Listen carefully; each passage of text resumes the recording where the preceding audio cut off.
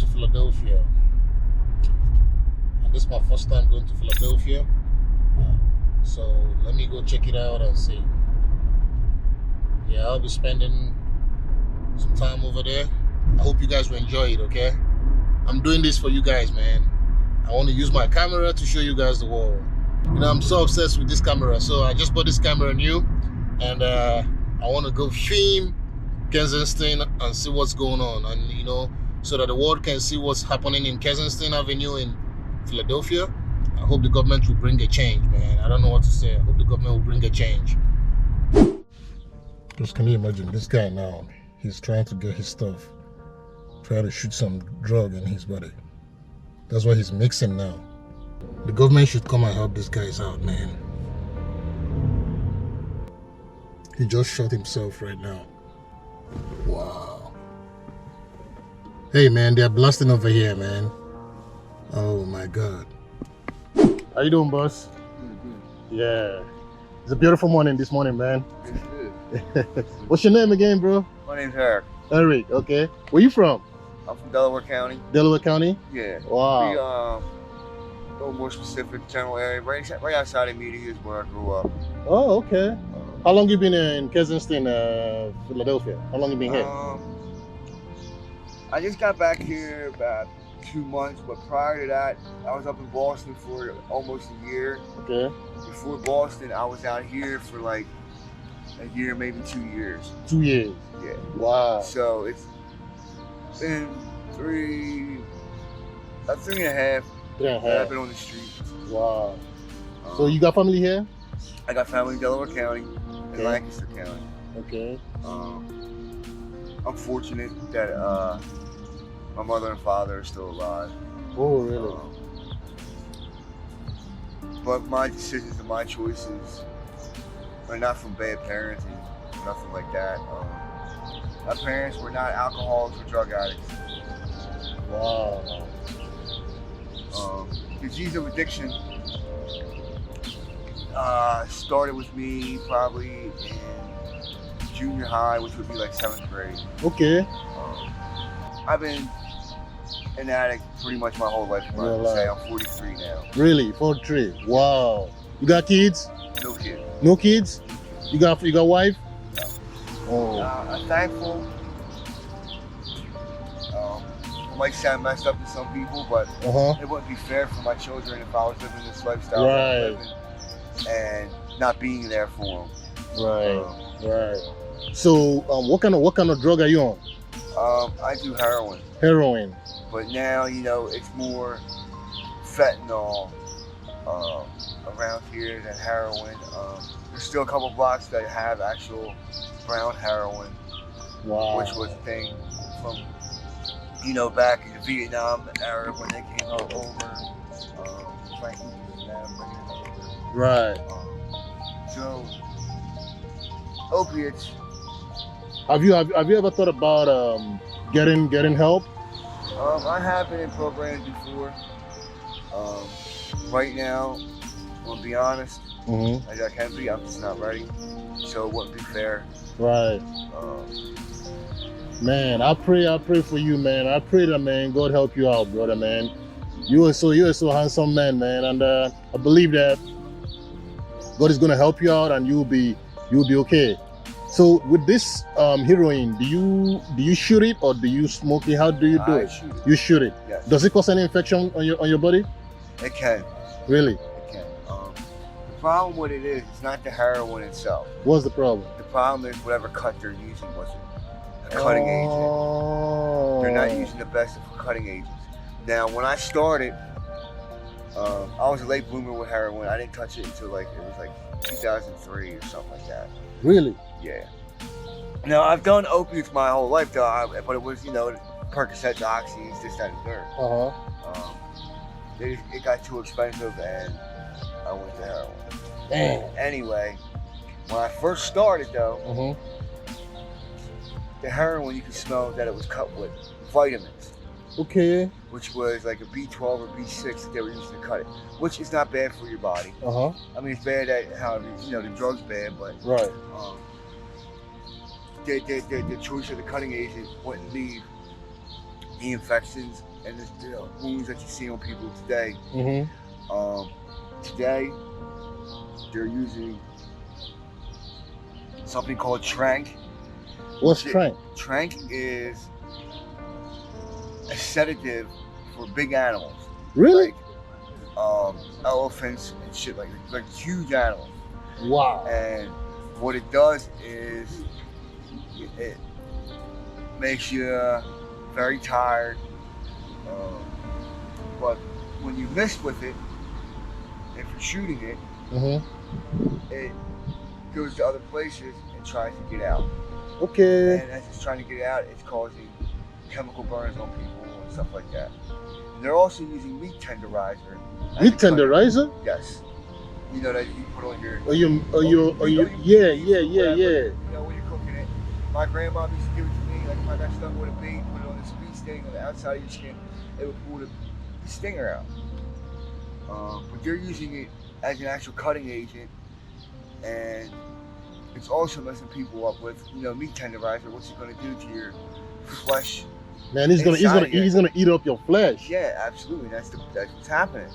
It's destroying the veins and destroying people's skin. Man. So, have you ever had any reaction on that, on your skin? Yes. Can I see? Sure. Right there's one. Oh my God. What happens is it was a lot worse than this. What happens is it turns into, you still have to feel a little like ingrown hair sort go underneath. Oh your yeah, skin, underneath your skin. And people, I might think it's ingrown hair or whatever, and they scratch at it, pick it, whatever, pop it. From there it develops infection. So yeah, now it makes it even worse. Right. And let me see that again. Wow. Have you been to the hospital for this? No. I usually, because I've had them a couple times in my lifetime, and I know what you got to do is you got to bleed them out. Basically, is what you do. Is when they come to a head and it's ready to pop, which you can tell like a pimple. Right. You pop it and you drain it of this yellow, reddish poison that's in there. Ooh. And let me tell you, it stinks to high heaven. It smells like dead. Ooh. It smells like death because of the skin dying. And if you're not properly taking care of it, it's gonna eat up your skin, right? It eats up the skin. I mean, it doesn't really go too far, but it eats it up. I've been dealing with this one here. It's probably been about a month, maybe a little over a month. Okay. And I try not to do what they call the Fetty Trank mix. What's that? Which is fentanyl in the trank, which causes the bad sores and stuff like that. Oh my God. But 90% or better of Kensington in this area sells fentanyl and trank mixes. Fentanyl and trank mixes. Yes. Now, so how bad is drug epidemic over here in Kensington, Philadelphia? It's terrible. Really? Yes. What's your worst experience over here? Have you ever been attacked here before? I have.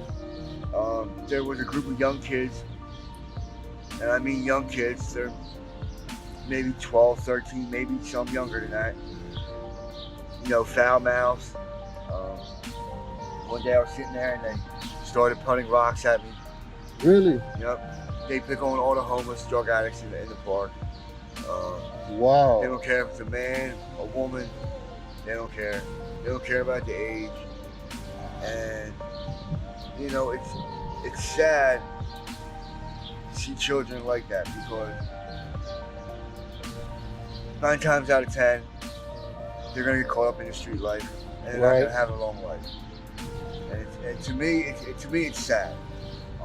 Because they got no respect for the elders, right? They got no respect for the elders, and either they're gonna get hurt by an elder, or another kid might see, and you know, some kids get pissed off. They don't like that.